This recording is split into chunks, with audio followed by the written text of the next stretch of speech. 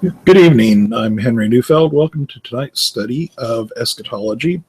Tonight we're continuing our study of Daniel verse by verse, or probably more accurately, passage by passage, because we're giving some verses a little less attention than others.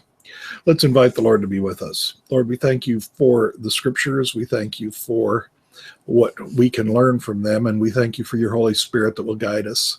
We pray that you will send your Spirit to let us hear the message that you have for us in Scripture. In Jesus' name. It's kind of interesting as I go through eschatology, and as I start out here, I want to hold up again this Eschatology, a Participatory Study Guide by Dr. Edward W.H. Vick. The reason is, eschatology as a field is one where a lot of assumptions are made. And there's really, it's understandable that a lot of assumptions are made about eschatology, and that is because the actual material is rather complex and rather difficult to lay out in detail, and so we tend to find something that's working and go with it, whether it has worked historically or not. That's why we have so many times over the period, over the history of the Christian church, where we've had predictions of the end. Having grown up as a Seventh-day Adventist, where a great deal of theology for, I think, traditional Adventists centers around October 22, 1844, and what's known as the Great Disappointment. I'm rather well aware of that. But even after having gone through the Great Disappointment, where Adventists concluded, and that this, when I say Adventists here, this includes the broader group of Adventists, not just Seventh-day Adventists, they concluded that they had been wrong to set a time for the second coming. Nonetheless, it was very hard for people to give up the idea of trying to set general periods. One of the great examples of an attempt to set time without setting a day and an hour, when we went back, if you'll remember, in this very series, and we're working out of Mark. Nobody knows the day or the hour, but then some people say, well, but you can still see the signs, you can still know when it's coming, and you can still get, the year, the decade, something like that. So let's take as an example those who believed that Israel must return as a nation before the end times could come, saw Israel become independent in 1948. And in a war that was really quite spectacular, quite amazing what the Israelis did, which then again fed into the idea that this is a miraculous restoration of the people of Israel in 48. Then they attached to that the verse that says, this generation shall not pass. And when you attach this generation shall not pass to not knowing the day or the hour, then you kind of, how shall I say, you fudge this a little bit. Not knowing the day or the hour says we don't get to know. But it's easy to try to know anyway, and that's how this generation got attached there. Now, what was a generation in that case? Well, going through many scriptures, and really the scriptures that attached the number 40 to a generation were not really that bad. There's fairly good reason to see a generation in prophetic terms as 40 years. So what happened? This generation shall not pass. They saw the signs, which includes Israel returning as a nation. So 40 years after 1948 is 1988. And that year we had quite a number of people expecting the second coming of Christ. And this is an example of the method that I've been, how shall I say, railing against throughout this study, which is to treat all of the Bible, or in this case more specifically, all eschatological passages, as containing puzzle pieces which are put together into a single picture of the end time. So you read the latter chapters of Isaiah, you read Daniel, you read Revelation, you read some of the material in Zechariah, which is similar, Mark 13, Matthew 24, Luke 21. You read Revelation, you read the comments of Paul to the Thessalonians, which actually differ somewhat from First to Second Thessalonians. You read all of this material and you try to make one single picture. And that doesn't really quite work. So while I'm railing against that procedure, what I'm trying to bring us to is the idea of looking at each picture, each writer, what is the question they're trying to answer?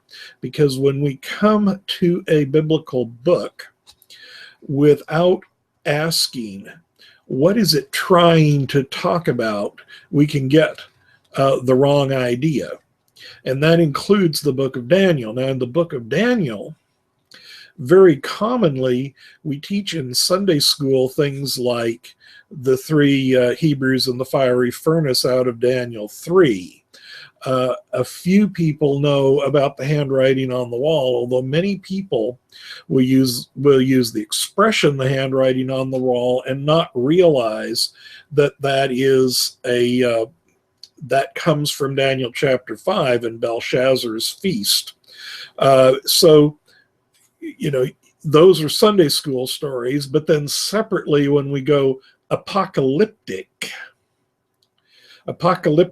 being revelatory, in its origins, but the meaning of words is determined by how they're used in context, and apocalyptic has become specifically the kind of revelatory, visionary material presented in a time of particular crisis. So when we go looking for apocalyptic in the book of Daniel, we tend to skip over chapter 1.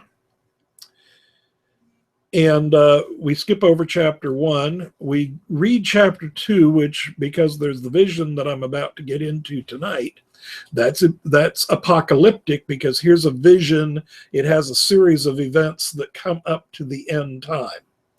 A divine intervention that ends the problem. Then we tend largely to skip over to chapter 7. And of course, in my earlier material, I failed to mention the very common Sunday school story, Daniel and the Lion's Den, chapter 6. But chapters 1, 3, 4, 5, 6, not so much in the apocalyptic line. But then we go into chapter 7, where again you have a vision of beasts. And then you have chapters 8, 9, so on and so forth, that are they're prophetic material. Predictive or historical, depending on the viewpoint. And remember, I'm using multiple viewpoints or making an effort to do that in this, from Daniel 8 on through the end of Daniel 12. And that is seen as the apocalyptic. But the problem here is that apocalyptic is a literature that comes in response to people's need. In Daniel 1 and 3 are as much apocalyptic as the rest. And when a key characteristic of apocalyptic is very simply the crisis and the bringing of clarity. When I say this, let's relate this to some movies. What, for example, is the great attraction of a movie like Star Wars? There's lots of exciting things in there. I'm a science fiction fan myself. Star Wars isn't actually my favorite science fiction movie, but it's something that I can really enjoy. And it's much more popular than some of the science fiction stories, books, or movies that I might even prefer to it. And there's something that's interesting right there, that really brings people into this kind of movie, and I think probably brings them into Lord of the Rings. Yes, there's all the elements of the fantasy. There's the in the Lord of the Rings, and the magic and the monsters and lots of stuff, especially when it's in movie form as opposed to books, that attracts you to the screen. Some of that imagery lights up the imagination, just like say Revelation. But one of the key things that is in common between all of these is this very black and white, right and wrong. The bad guys are really, really, really bad guys. The good guys are really, really, really good guys. You go through Daniel, you don't find a lot of neutral characters. Somebody like Ashpenaz, the chief of the eunuchs in chapter 1, and Arioch, who is in chapter 2, who is charged with executing Nebuchadnezzar's orders, they're kind of neutral, but they're really seen more as agents of Nebuchadnezzar, who, well, he is portrayed as submitting to God. You'll notice that he is portrayed as submitting to God repeatedly. It's not like in chapter 2 where we're going to see it. He's going to say, yes, God is the greatest, and then he'll stick with it. That same conflict occurs again in chapter 3 and again in chapter 4. Then it occurs with Belshazzar, who would be a successor in chapter 5, although Belshazzar is likely never to have been really the king. He was a regent at the time. And then in chapter 6 again, you see this same conflict happen with Darius the Mede. So the bad guys are bad guys, the good guys are good guys. You get into Revelation, it's the woman representing the church, and she's being pursued by the great dragon. It's not like you sit down there and say, these characters are morally ambiguous according to the writer. People, as they do with Star Wars, they can get into all these things. You can read things about maybe the Jedi are really the bad guys, and you have a list, but that's not the sense in which it's written. You have good guys, you have bad guys. Now let me compare that, for example, to our American political situation. We have a lot of people running for president, and they have different policies. If you think about the policies and plans, some of these you will likely think are not going to work out well, and some are more likely to work out well. But what I mean here by morally ambiguous, it is hard to call any of our presidential candidates, heroes in shining robes wearing a halo. On the other hand, we might name a couple of people as largely amoral, in it for what they can gain. We really don't have anybody up there who I would imagine is saying to themselves, let me see how I can destroy America. It is simply that they have different understandings of what they need to do. We tend to get into this when we have such a clear idea of what we think is right, that we just can't imagine somebody else seeing it any different. Well, apocalyptic literature takes out that kind of uncertainty where you say, this person is, has good motivations, but is doing the wrong thing. There is nothing good about the bad guys, and nothing really bad about the good guys. Apocalyptic manages to divide them into black and white. I was reminded in doing that of another piece of science fiction. David Weber is one of my favorite science fiction authors. And in the most recent book in the Honor Harrington series, one of the characters comments that there are really a few days when things are purely black and white, and those days usually have a body count. And apocalyptic, again, that could be a statement of apocalyptic literature. The two things combine. First, you have very black and white, good, evil. yes, no. What are you going to say? It's not kind of an there's very little in the way of an intermediate approach. But secondly, you also, in apocalyptic literature, you have a very definite body count. It's always a conflict literature. A great deal of nasty stuff is happening. And one of those features that we're going to see now as we continue on through Daniel chapter 2, and I'm going to overlap a little bit here to make sure that we have all of the, that we keep everything straight. But as we go from chapter 1 to chapter 2, I think I noted last time that there is the curious situation of the date. It's the second year of King Nebuchadnezzar, and yet in chapter 1, Daniel and his three friends are in a 3-year training program. But, two options that we have there, if the story is to maintain coherency, are, we talk about accession year dating, which is, what do you count the year in which the king started to reign? Is it his first year, or is his first year the next year? In which case you can be in the second year when you're actually in the third year, depending on how that happened. And a lot of chronological issues start to amount to that. But the more, I think the more important consideration in Daniel chapter 2 is very simply that apparently Daniel isn't called in with the first group of people. He isn't even considered somebody who is to be involved with the wise men of Babylon, so he's not in front of the king when this whole thing is started. So there's different ways of viewing the way those two chapters go together, but nonetheless we have that characteristic, and pulling from a science fiction book.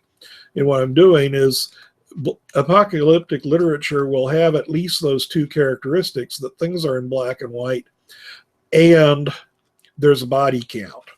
And those characteristics start up right with chapter 1, because we're coming from the siege of Jerusalem. And there's certainly been a body count, plus people are being taken captive. And then the question is, how are the people who are being taken captive going to live? What do you do when you're going into the court of a foreign king? Now, I want to bring up a couple of lines out of one of the commentaries that I'm using. And I'll hold this one up. You can find links to the material that I use on henrysthreads.com that's shown in the henrysthreads.com or henryneufeld.com/threads. They both go the same place. And that's over in the showcase, which also has a place to subscribe to my YouTube channel or my Google Plus page. There's Daniel by Dr. Porteous, Norman Porteous. It's not a very recent commentary at this point. And it's one that I take for what I would call a strong view that Daniel is from the 2nd century. And before I go to that, let me again emphasize, one of the things that these commentaries do is somebody takes one position or another and you do it very strongly. And I understand why. If you see the arguments in certain ways, you don't want to spend all of your time, like I am, dodging between the viewpoints. On the other hand, for you as a student, I think it's important to look at the way people understand a passage when they don't accept the assumptions of one particular commentary. One of the simplistic ways that these things are done is, the only reason why one would change the dating of Daniel from the 6th century would be that one does not believe that predictive prophecy is possible. As a matter of fact, I heard that said growing up quite a bit, because Daniel was such a central characteristic of Seventh-day Adventist Church. I mentioned the Great Disappointment earlier. The Great Disappointment came from an interpretation of Daniel 8:14. We'll go over that and look at it when we get there. And I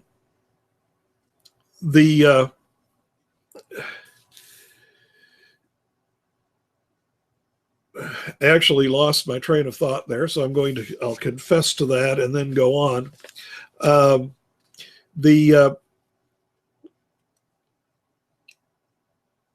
It's important. What I was trying to get to is that it's important to understand how other people have approached this, because that was so important to the Seventh-day Adventists that I grew up with and that I studied with. The idea that Daniel was not written in the 6th century was theologically anathema, because changing all of that understanding of that prophecy by moving the time when it was written was very disruptive to Seventh-day Adventist theology. Nonetheless, it's important to understand why people would see the later dating. And if you believe in the later dating, especially if you're going to have conversations with people, you need to understand the earlier dating. That's why I'm using both of these together, when normally that would be considered a kind of a ridiculous procedure. So allow me to be a little bit ridiculous. Norman Porteous, however, I want to bring in here on another topic, because he's talking about these conflicts. And you notice the conflict in Daniel chapter 1 is over being defiled, ritually defiled, eating food that is not, essentially not kosher, not acceptable. And Daniel determines not to. And you go, why would we stand up over that particular issue? Well, one, we can extend that, as I did last week, to the sense Daniel is saying, I'm going to maintain my identity as a worshiper of Yahweh, as a worshiper of the true God.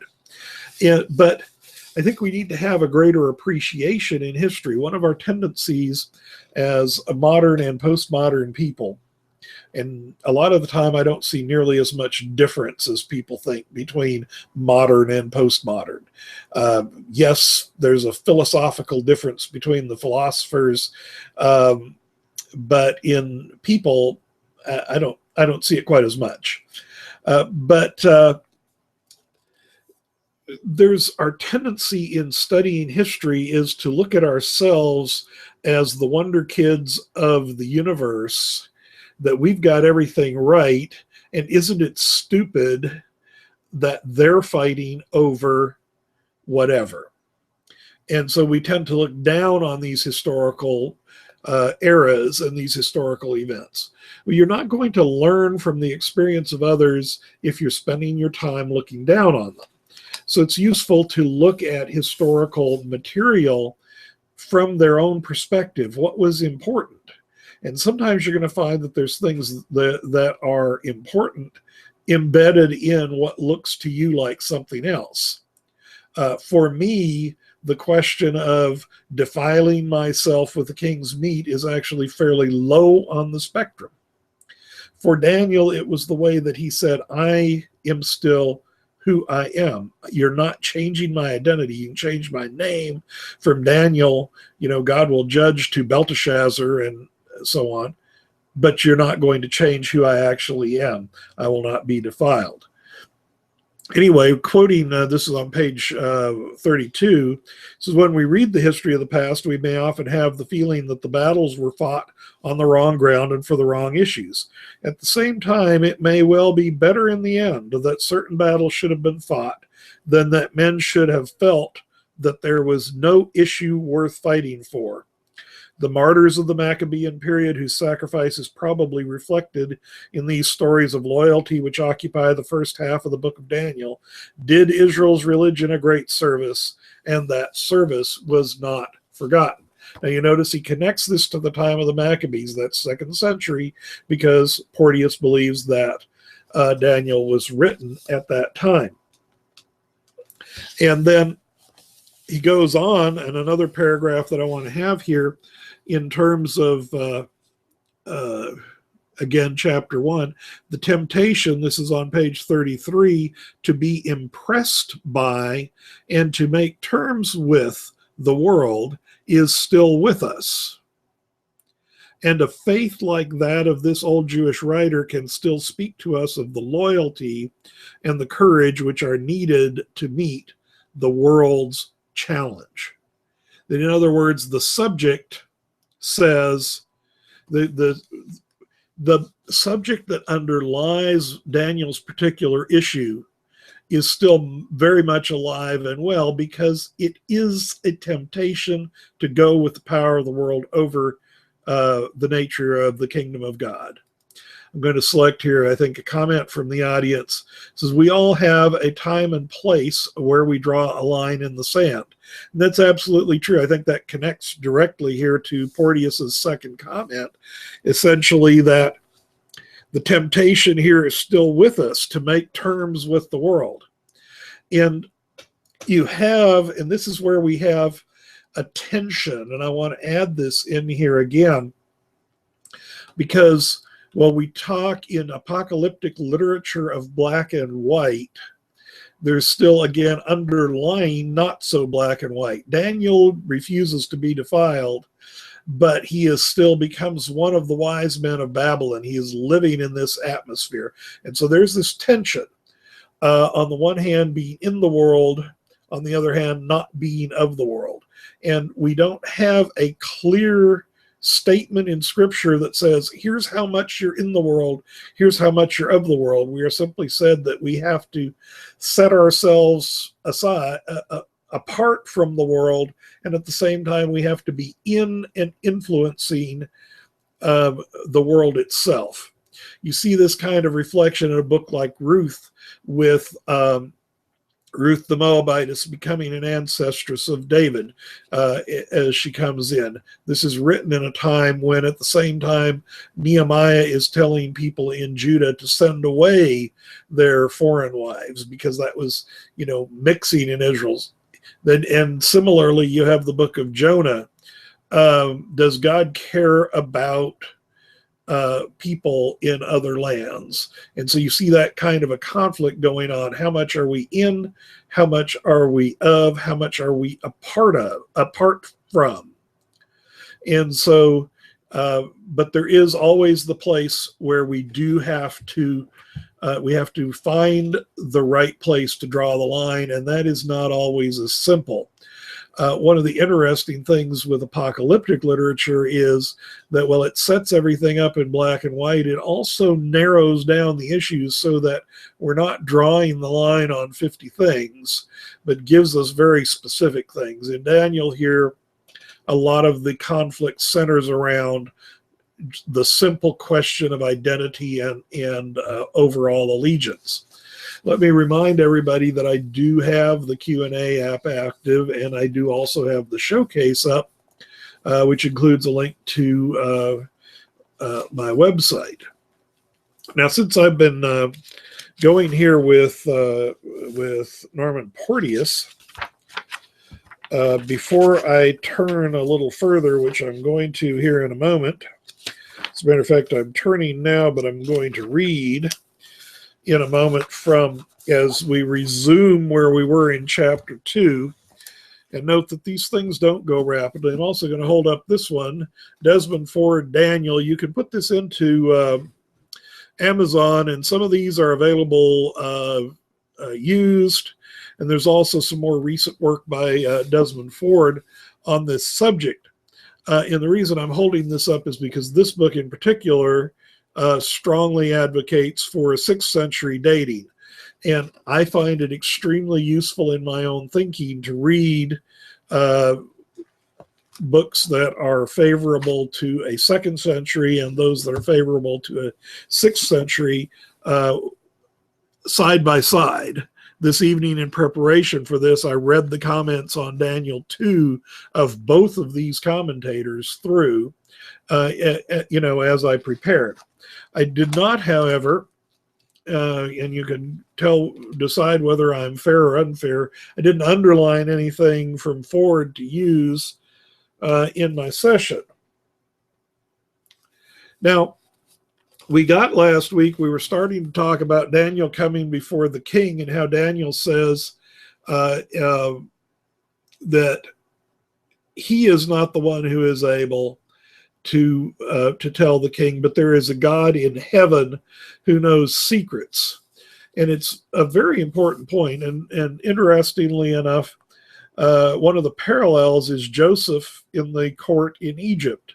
When he's called into Pharaoh to interpret Pharaoh's dreams, he also says the same thing and says, I'm not the one who can do this. It is only the God of heaven who can do this, who can interpret the dream. Let me quote real briefly again from Norman Porteous, page 44 of this book, Daniel, in the Old Testament library. The difference between the wise men and Daniel is not a difference of genius and skill, but simply the fact that God has chosen to use Daniel and not the wise men who have nothing but their worthless manuals of dream interpretation to guide them.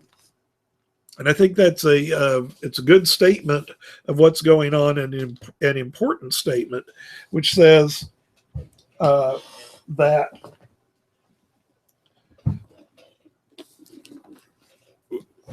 emphasizes that we're not talking about Daniel being smarter than everybody else, even though chapter 1 presents him as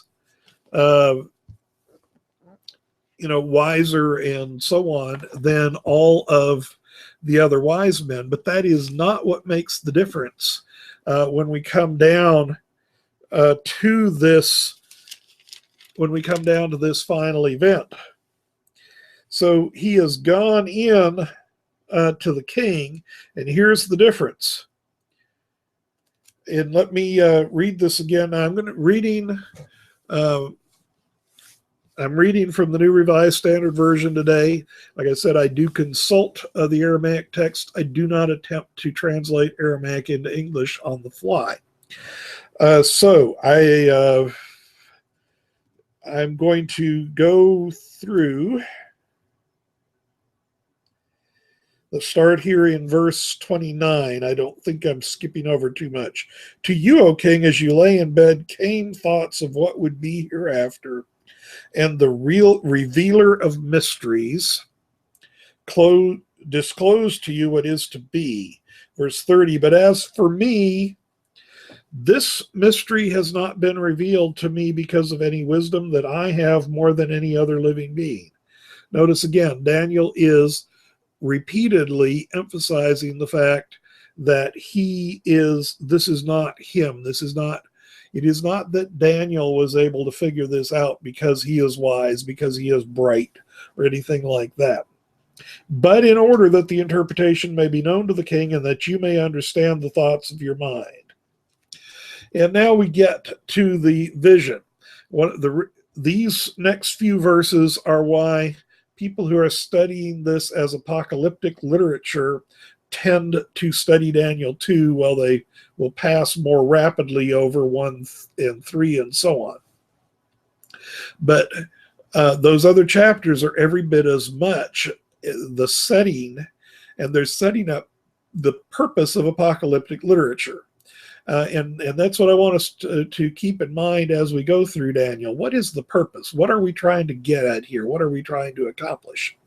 And what I'm going to suggest we're trying to accomplish, the writer is trying to accomplish, is this issue of our identity and our witness, saying who we are, saying who we serve, and at the same time putting our trust in the sovereignty of God and the ultimate result. These are the issues that are made most intensely black and white. If you want to get a little bit more subtle of a presentation of those, go elsewhere in Scripture. In apocalyptic, things are too ahead, and the issue is, the issue or the very narrow range of issues are seen very clearly. So here we go, verse 31. You were looking, O king, and lo, there was a great statue. This statue was huge, its brilliance extraordinary. It was standing before you, and its appearance was frightening. The head of that statue was of fine gold, its chest and arms of silver, its middle and thighs of bronze, its legs of iron, its feet partly of iron and partly of clay. As you looked on, a stone was cut out not by human hands, and it struck the statue on its feet of iron and clay and broke them in pieces.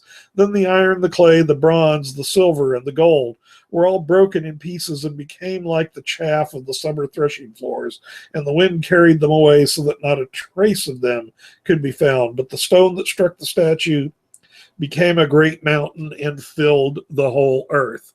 And you can understand how this dream might be just a mite disconcerting to the king. In any case, let's go on with the interpretation, and then we're going to look at the different ways that this has been read. Verse 36. Now remember that Nebuchadnezzar had told them, if you can tell me what the dream was, then I will accept that you can interpret the dream. So here we go. This was the dream. Now we will tell the king its interpretation. Verse 36. You, O king, the king of kings, to whom the God of heaven has given the kingdom, the power, the might, and the glory. Notice how this key point, who's in charge, is being emphasized. You're Nebuchadnezzar, the God of heaven gave you all of this. Now, at this point, he may still be thinking, Marduk, because we have this, this is the chief god and the creator god in the Babylonian pantheon, but Daniel will work on that as we go on. Into whose hand he has given human beings wherever they live, the wild animals of the field and the birds of the air, and whom he has established as ruler over them all. You are the head of gold. Feels good. You're the head of gold. I'm the wonderful one. Unfortunately, it's not an image of gold. Nebuchadnezzar does not like that very much. After you shall arise another kingdom inferior to yours, and yet a third kingdom of bronze, which shall rule over the whole earth. So you've got gold, silver, bronze, and there shall be a fourth kingdom, strong as iron, just as iron crushes and smashes everything. It shall crush and shatter all these. As you saw the feet and toes, partly of potter's clay, partly of iron, it shall be a divided kingdom, but some of the strength of iron shall be in it, as you saw the iron mixed with the clay, and the toes of the feet were part iron and part clay, so the kingdom shall be partly strong and partly brittle. As you saw the iron mixed with clay, so will they mix with one another in marriage, but they will not hold together, just as iron does not mix with clay. And in the days of those kings, the God of heaven will set up a kingdom that shall never be destroyed, nor shall this kingdom be left to another people. It shall crush all these kingdoms and bring them to an end, and shall stand forever, just as you saw that a stone was cut from the mountain, not by hands, and that it crushed the iron, the bronze, the clay, the silver, and the gold. The great God has informed the king what shall be hereafter. The dream is certain, and its interpretation is trustworthy. So here's our image. Now you'll notice that, that Daniel here does not give you any names. He doesn't go, and then there shall follow the kingdom named such and such. It's just, you're the head, and there will be these three kingdoms after you, followed by this iron and clay period, at which will be the time that God will intervene and set up his own kingdom. One of the interesting notes that people note about the image is, first of all, the metals decrease in price, in economic value from the top. So you go gold, silver, bronze, iron, which is a little bit iffy on the bronze and iron part in terms of the value, depending on the time period and so on. On the other hand, that they increase in hardness and strength. So you go gold, silver, bronze, iron being the strongest of those metals. It's really a little bit difficult to make a lot out of that. I think that the iron is probably intended as strength. That is, the presentation here apocalyptically is when the kingdoms of the earth And if we compare this to Daniel 7, you have the dreadful and terrible beast that comes up out of the sea. When the kingdoms of the earth appear the strongest and the most dangerous, that is the point at which God intervenes. A little bit of a twist to that, though, is that in this case, before the intervention, we have the division into the iron and the clay. And again, as I switch gears here for a moment, the Q&A app is active. If you want to make comments or ask any questions, it is available. So, and right now I'm going to switch to a couple of slides that I have here. Okay, there we go. Let me see if I can get these to show. First is image of Daniel 2. Now, the image of Daniel 2 that I have here on the screen are the nations, and I apologize there. I have an error. That should be 626, although some people do use the date 606. I intended to use the date 626, 627, 626, which is when Nabopolassar of Babylon established himself as independent against the Assyrian Empire, which at the time was fading, to 539, which is when the Persian Empire conquered Babylon. The chart that you're looking at right now is from a view of a 6th century dating of Daniel.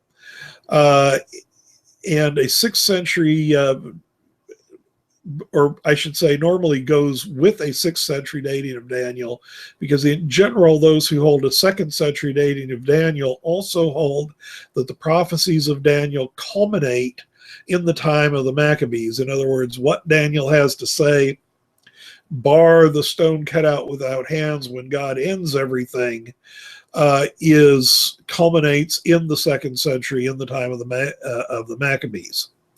So we start here with Babylon 626. Nabopolassar is king in Babylon. 605 is the accession date of Nebuchadnezzar, somewhere right in there. And the reason is that some people go from there is that this is Babylon established as a world power. One of the interesting things about charts of prophecy is the more detailed they are, the more assumptions they have to make. When is it that Babylon comes on the scene? Well, Babylon has actually been an empire off and on for years. You know, a millennium before this, we have Hammurabi and his law code. It's been in and out over and over again. We take this head of gold to be the Neo-Babylonian Empire, or Nebuchadnezzar and his successors within the Neo-Babylonian Empire. And at least here we have a fairly clear case, because when Babylon falls, that's the time of the Persians. So the Persians, we go 539 to 331, when Darius III, in this case, is defeated at the Battle of Gaugamela by Alexander the Great. Why that battle? Well, it's considered a good point at which Darius III was pretty much finished. It's not the end of the wars of conquest of Alexander the Great, but it's a good point. It said the tendency is the more you're making a chart, the more assumptions you're going to have to make, so that you can line up times and dates. Greece or Macedonia, it's interesting that, this would be universally considered the Greek Empire, or, and we talk about Hellenism, all based on Greece. Alexander the Great was from Macedonia. He conquered Greece, but there's cultural issues there why he considered himself such. 331, 63 BCE. Now you're going to see all kinds of different dates as to when, when people discuss the prophecy. And the reason I put 63 here is that that was when Judea came under the very strong Roman influence from that point on. And again, you can argue for and against the particular date that I'm using. Then we say Rome from 63 BC into the 4th century CE. How long do you consider the Roman Empire to be dominant? Well, we know that by this point, 4th century, 5th century, we're seeing the split, we're seeing a reduction of the power, and people picked various battles. But in any case, they're seeing the Fourth Empire, and this is what I grew up with. Rome, I believe the date Adventists tend to use is 538. It's a barbarian invasion, and I forget whose. Right now my brain won't bring it back for me, but in any case, I wasn't that interested in the full date setting. For them, then when Rome breaks up and you have the nations of Europe over the centuries are the iron and the clay, also represented by 10 horns from the beast of Daniel 7, which we'll discuss when we'll get there. And they talk about the nations of Europe not mixing together. That's the iron not mixing with the clay. So this is your 6th century, run through. This will also match well with certain interpretations of Daniel 9 and, as a matter of fact, of Daniel 8 and so on. So we'll talk about that as we go through. Exactly the same set of issues are going to come up when we talk about when we look at Daniel 7, because Daniel 7 does this same process only with 4 beasts instead of the 4 portions of the statue. If I can swing forward here, nations of Daniel 2 with the 2nd century dating. We start with Babylon, and here I put in the number that I intended, 626 to 539. And then we have Media. Why do we have Media? Well, first of all, we need to have a particular end. If the reading of the prophecies in chapters 10 and 11 and part of 12 as dealing with the relations of the Seleucid and the Ptolemaic empires is correct, and again, we'll look at that as we go through, then you're looking at a general ending for the prophecies of Daniel in this time of the Maccabees. The best cases for that are Daniel's 10 and 11, the chapters 10 and 11. And many would argue that, in general, the prophecies of Daniel terminate in a similar time frame. So if you're going to terminate with Greece, you don't have Rome. What are you going to do for 4 empires? Well, welcome to the scene, Darius the Mede of chapter 6. The assumption is made here that Darius the Mede that there is an assumed Median empire where Darius the Mede would be evidence of that as a ruler, and so the kingdoms become Babylon, Media, Persia, and Greece, and the iron not mixed with the iron and the clay is the portions of Alexander's empire. When Alexander died, his empire split into many parts, but eventually fell down to 4 and largely 2, which was Seleucia and Egypt under the Ptolemies. And those are the 2 that impacted Judea, and they are described, as I said, in Daniel 10 and 11 in symbolic form. And like I said, we will go through that when we get to those chapters. That's quite a detailed section. So this is considered one of the strong problems with reading Daniel in this particular way. Would the author of Daniel make a mistake of the level of introducing an entire empire into history? It's a good question to keep in mind because we're going to continue to read these stories with both lines. It is not exactly smooth sailing. See if I can, go back to the previous slide. It's not exactly smooth sailing for the 6th century interpretation, because you go through Babylon and Persia, then you have Greece, and then you go immediately into the iron, the legs of iron, and there isn't anything there for what amounts to largely a couple of centuries of really no world empire. So there is a piece that's not explained in the chart that's based on the 6th century as well. It's important to know to note both the pluses and the minuses of each of these interpretations. Now, I don't think that we'll get into the details of all of the plus and minuses really until we have studied chapter 10 and 11.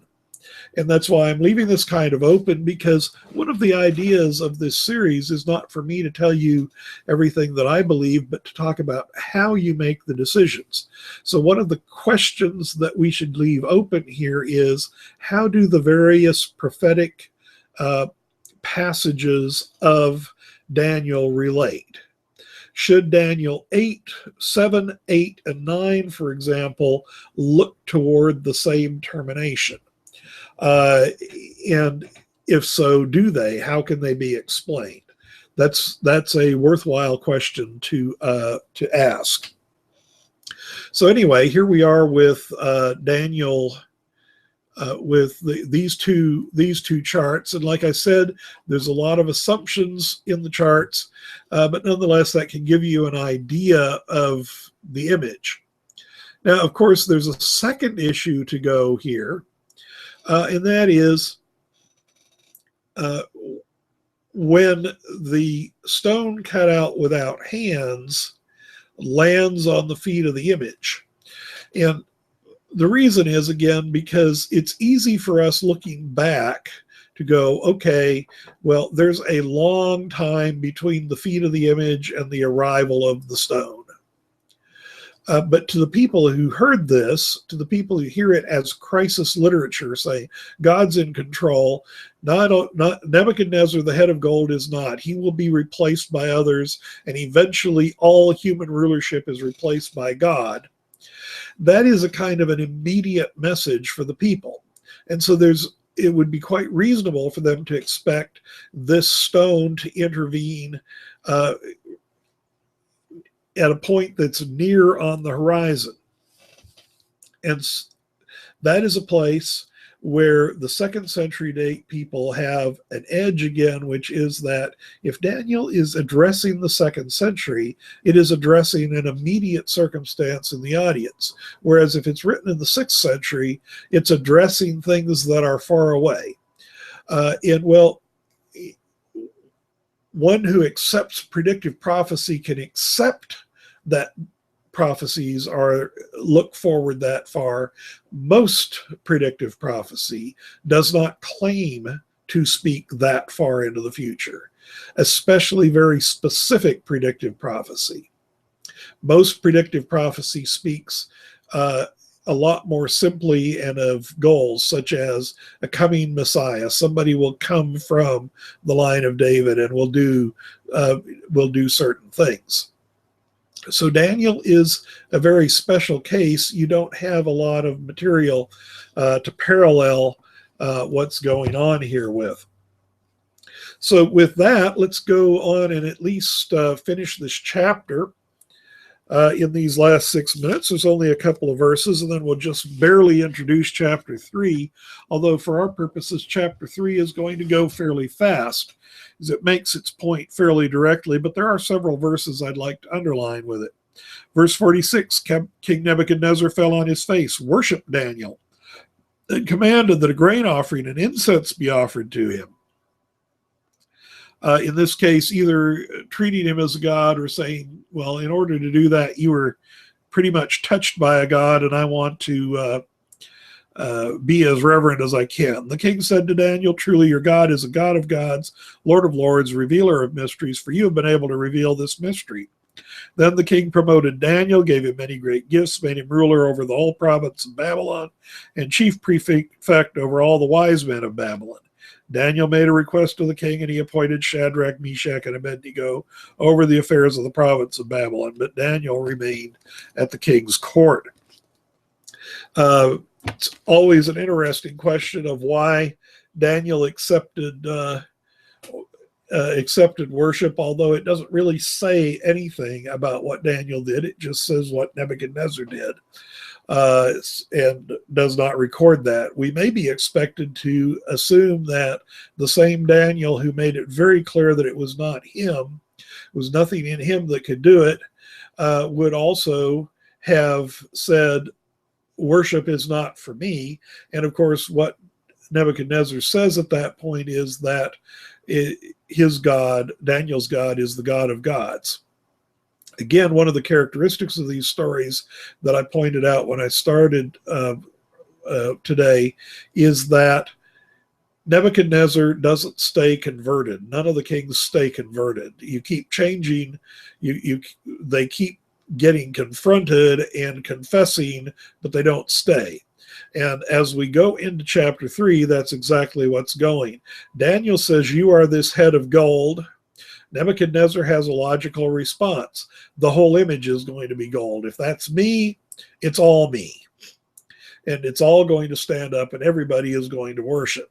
And so Nebuchadnezzar, who is saying this is a God of gods, does not stay. And I think that's actually a point. Here's this black and white. The bad guy may confess, but he doesn't really convert. He doesn't turn into a good guy. So you have the repeated confrontation as Daniel remains faithful. The rulers of the world, including Nebuchadnezzar's successors in Daniel's 5 and 6, do not permanently accept, but they challenge the authority of God, and it is again and again made clear to them that they're wrong. So that will be Daniel 3 for next time. I'm not going to try to get any further at this point in time.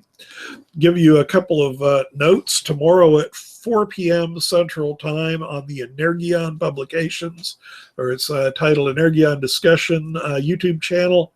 We will have Global Christian Perspectives with Elgin Hushbeck and Chris Eyre as joint hosts.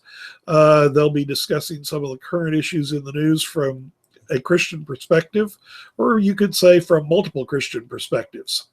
Next Tuesday, I'm going to have what I think is an excellent Tuesday night hangout. I usually like them. This one I'm looking forward to, especially with Dr. Alan Bevere and Dr. Bruce Epperly talking about, first half, we're going to talk about universalism and related words. The second half, we're going to talk about pluralism and related words. Both of these men have a great deal of study and writing on the related topics, and I think we're going to have a great discussion with them this coming Tuesday. And then, of course, on the Thursday following, I will be again doing Daniel verse by verse. As we talk about Daniel 3, hopefully we're going to cover Daniel 3 and 4. And I'm going to put something here into the showcase to just a last minute edition of the showcase.